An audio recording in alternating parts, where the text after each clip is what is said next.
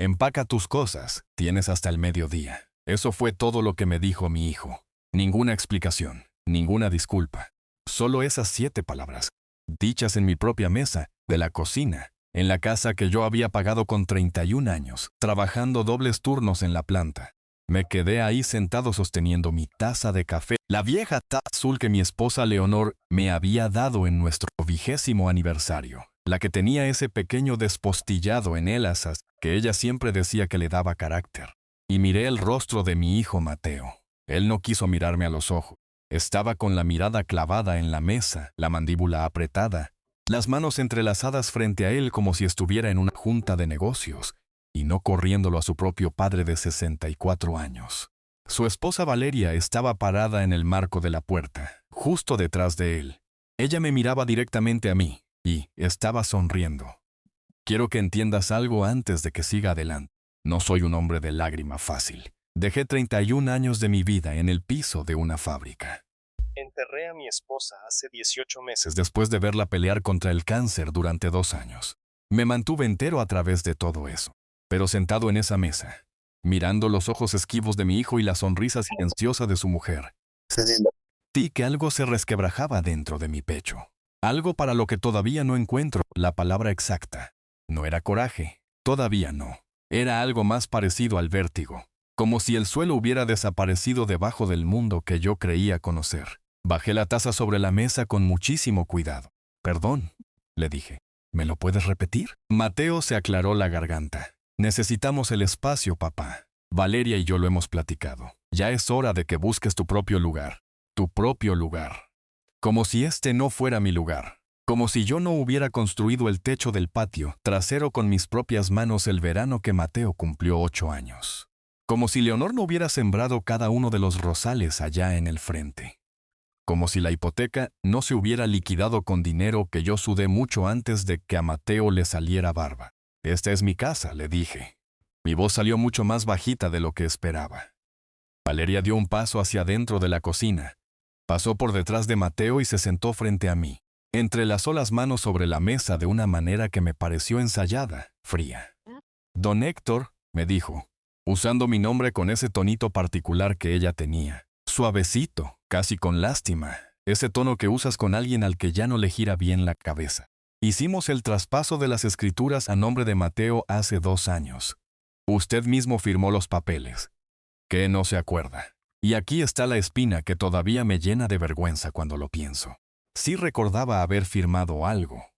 Leonor apenas iba empezando su segunda ronda de quimioterapias. Yo cargaba un agotamiento en los huesos que iba mucho más allá del cansancio físico.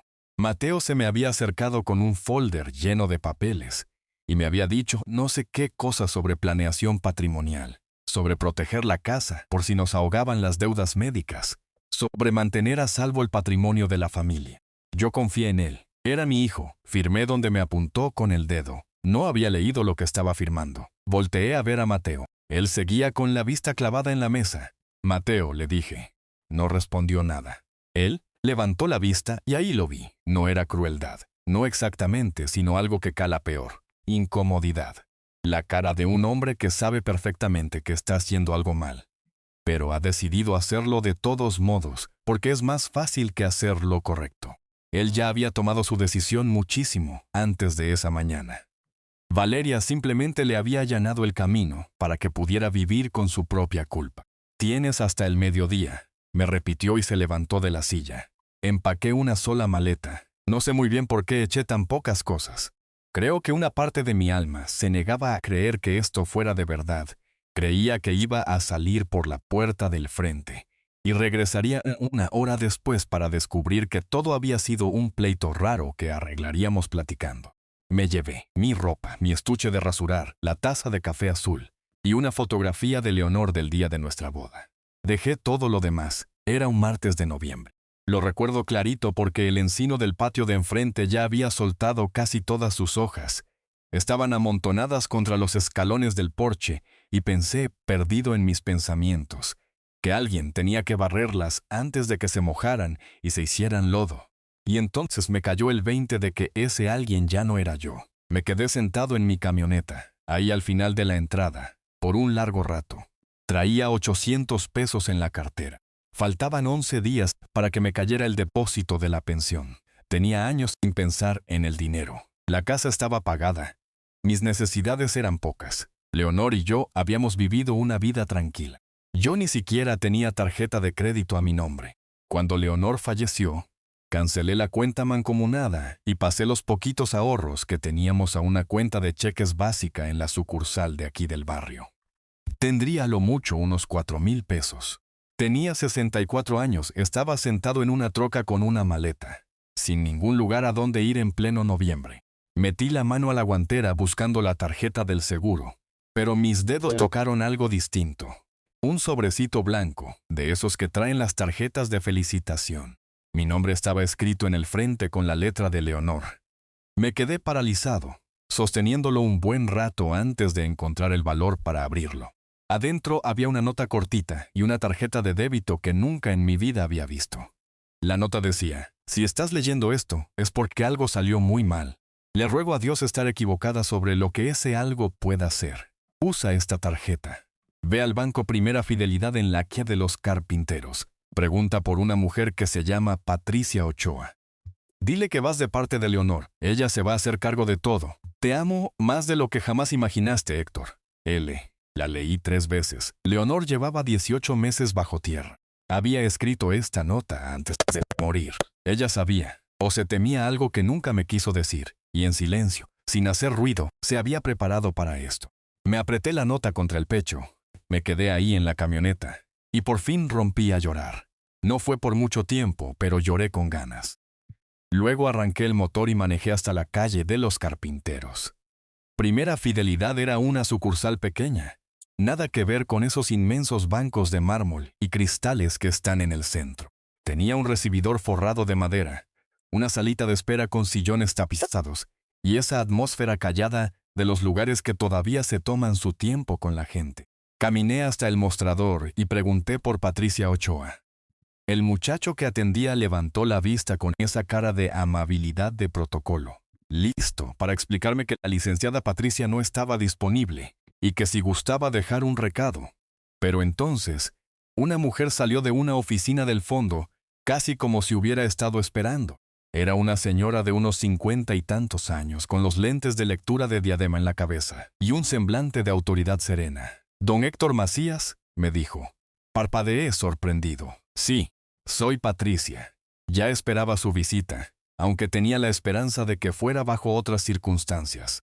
Le echó una mirada rápida a mi maleta, a la chamarra que ni siquiera me había abrochado bien, y su cara no cambió a una de lástimas, sino a algo más parecido a una determinación de hierro. «Por favor, pase a mi oficina». La seguí por un pasillo corto. Cerró la puerta a nuestras espaldas y me señaló una silla. Me senté. Ella se sentó frente a mí, cruzó las manos y me clavó la mirada. «Su esposa vino a verme hace unos 2 años», me dijo. Fue muy clara con lo que quería y muy clara con sus razones. Me pidió que mantuviera esta cuenta en absoluta confidencialidad hasta el día en que usted cruzara esa puerta. Me dijo. Patricia hizo una pausa y una sombra de emoción le cruzó el rostro.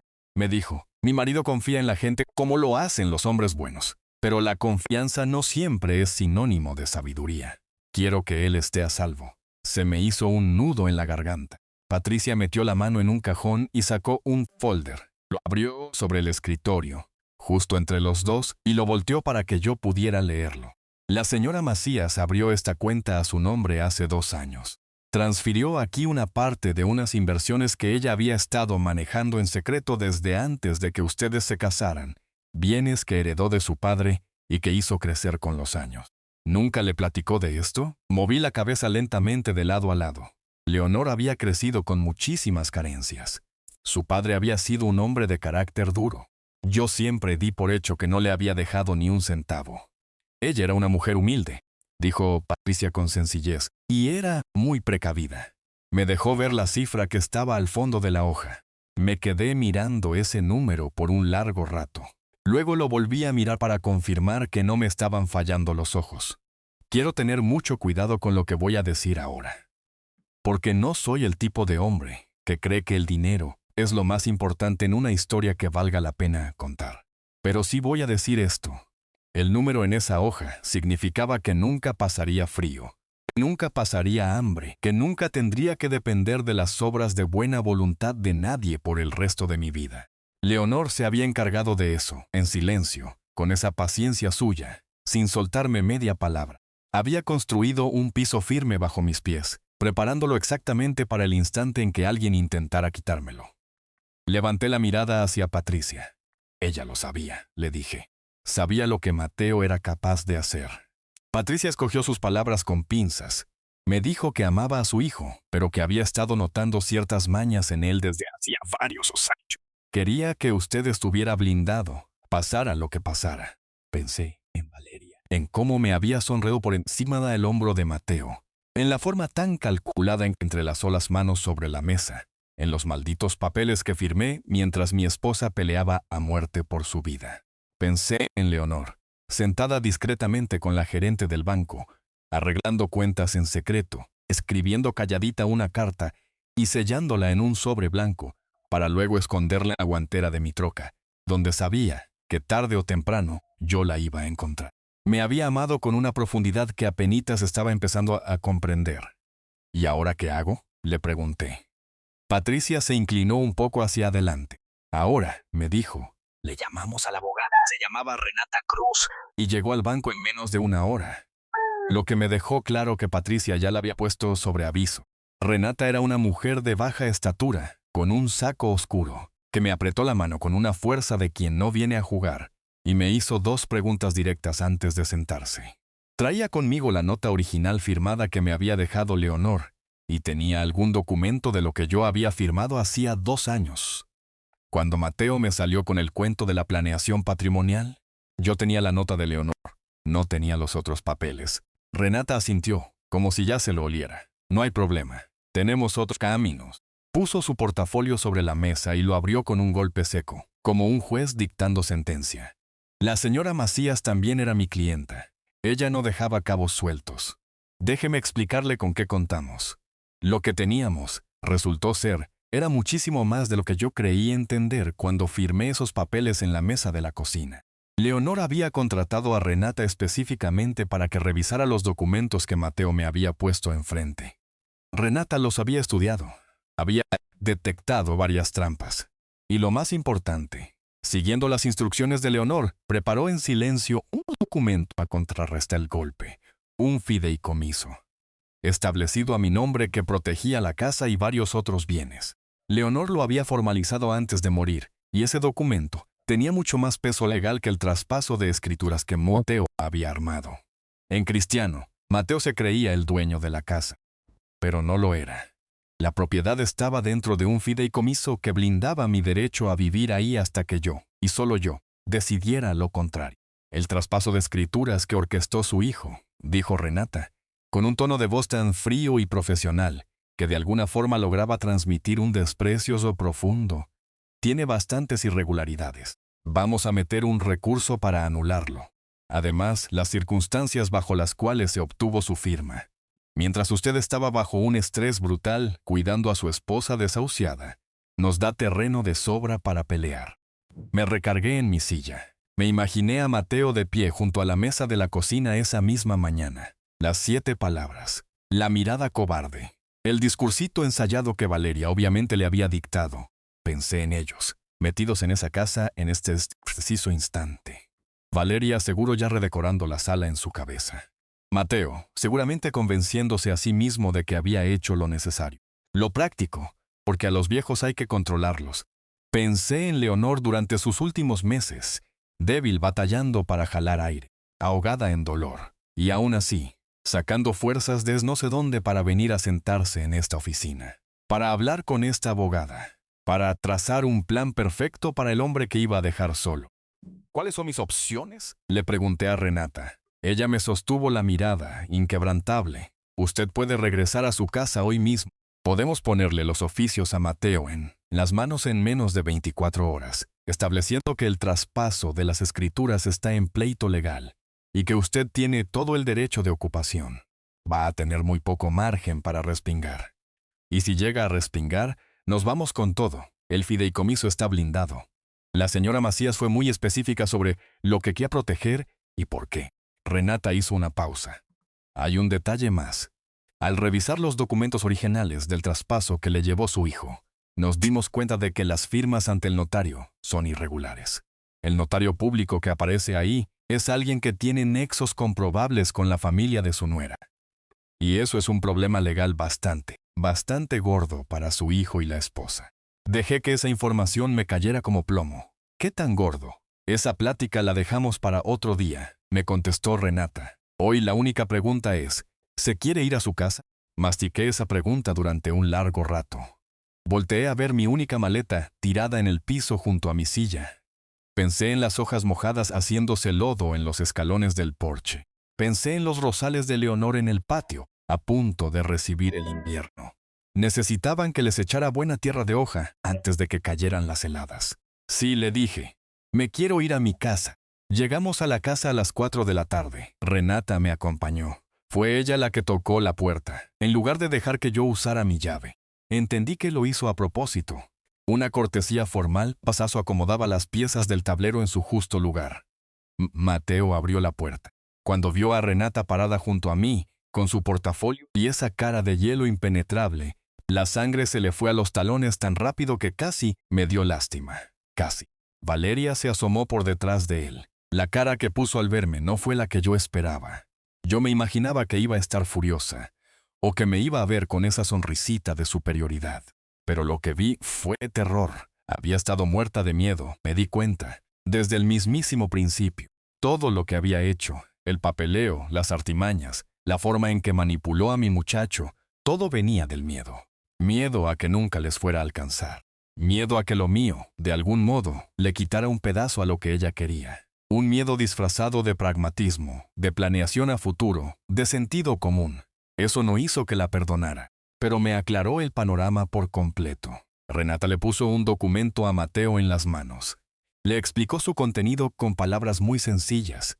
Le explicó lo del fideicomiso. Le explicó la bronca con el traspaso de escrituras. Le restregó en la cara el detallito del notario. No levantó la voz ni una sola vez. Estaba espantosamente tranquila y diabólicamente precisa. Y cada palabra caía como una piedra pesada una tras otra, en un charco de agua mansa. Mateo leyó el documento. Lo leyó 2 veces. Le temblaban las manos. Levantó la vista hacia mí. Papá, hoy no, le atajé. Voy a pasar a mi casa. Agarré mi maleta. Pasé rozando a mi hijo y me metí a mi propio hogar. Puse la taza azul en la barra de la cocina, en el rincón donde siempre había vivido. Colgué mi chamarra en el gancho junto a la puerta de atrás. Prendí la lámpara de la sala. Esa que Leonor había rescatado de una venta de cochera en el 2009. La de la pantalla color ámbar que hacía que toda la sala se sintiera como un atardecer eterno. Me senté en mi sillón y contemplé esa habitación que todavía conservaba la silueta de nuestra vida juntos. Los libros en el librero que ella había acomodado y que yo jamás me atreví a mover. La acuarela chiquita arriba de la chimenea que pintó el año que cumplimos 50. El descansabrazo gastado del sillón donde se acurrucaba con las piernas encogidas para leer. Ella estaba en cada rincón de esta casa y había peleado por ella desde el otro lado de la muerte. En silencio, pero con todo el peso de su alma, de la misma forma en que siempre hacía las cosas que le importaban. En las semanas que siguieron, Renata y su equipo se movieron con una ferocidad que, creo yo, habría dejado impresionada a la mismísima Leonor. El traspaso de las escrituras quedó anulado. El asuntito del notario se mandó directo al colegio de abogados. Mateo y Valeria consiguieron a su propio licenciado. Nunca pregunté de dónde sacaron para pagarlo. Y hubo un vaivén de oficios y juntas de las que a mí me mantuvieron al margen. Me decían solo lo que necesitaba saber, cuando necesitaba saberlo. Mateo me llamó una vez, como a las 3 semanas. Le contesté porque sigue siendo mi hijo y yo sigo siendo su padre. Y la sangre no es algo que simplemente se corta y ya. Me dijo, perdóname, papá. Dejé que esas palabras flotaran un momento en el aire. Sé que lo sientes, le respondí. Creo que llevas cargando culpas por muchas cosas desde hace mucho tiempo, Mateo. Creo que la única diferencia ahora es que te atraparon con las manos en la masa. Hice una pausa. No te puedo decir qué va a pasar con nosotros de aquí en adelante. Eso va a sanar a su tiempo. Se quedó callado un buen rato, luego soltó. Ella lo sabía, ¿verdad? Mi mamá sabía. Sí, le dije. Ella sabía. Otro silencio sepulcral. Te amó muchísimo más de lo que alguna vez te demostró, le dije. Me lo confesó una vez, ya casi al final. Me dijo que le daba miedo no habértelo demostrado lo suficiente. Quiero que te quedes con eso. Me detuve, pero el amor no significa que no haya consecuencias. Tu madre entendía eso mejor que nadie. Le colgué y me quedé sentado bajo la luz ámbar de la sala, dejando que el tiempo pasara. En la primavera le eché tierra fresca a los rosales de Leonor. Retoñaron con una fuerza bruta. 6 de ellos a lo largo de la barda de enfrente, rojos y amarillos y uno de un rosa pálido que a ella le inflaba el pecho de orgullo. Barrí el pasto del jardín. Le di una pintada al barandal del porche. Hice todas las cosas que hace un hombre cuando cuida algo que es suyo. Mi vecino, un maestro jubilado que se llama Don Pancho, y que me barrió la entrada 2 veces durante esas semanas en que mi mundo andaba de cabeza, empezó a venirse los domingos por la mañana. Tomamos café en el patio de atrás y discutimos de béisbol, sin decir casi nada que valga la pena, que al final son las mejores pláticas. Todavía uso la taza azul con el despostillado en el asa. Algunas madrugadas la sostengo entre las manos y pienso en Leonor, en ese tipo de amor que sabe mirar a lo lejos, que teje los hilos con cuidado, que dice lo que tiene que decir en un sobre sellado, escondido en silencio adentro de una guantera, confiando a ciegas en que la persona indicada lo va a encontrar en el segundo exacto. Ella me devolvió todo lo que yo había construido. Me lo regresó incluso antes de irse. No sé si soy digno de que me amen de esa manera. No sé si alguno de nosotros realmente merece lo mejor de lo que nos regala la vida, pero ahora sé muy bien qué hacer con ello. Te aferras a eso con uñas y dientes. Lo cuidas con tu vida. Y si alguien intenta arrebatártelo, recuerdas que la persona que más te amó en el mundo ya se había adelantado a eso. Ella ya lo tenía todo pensado.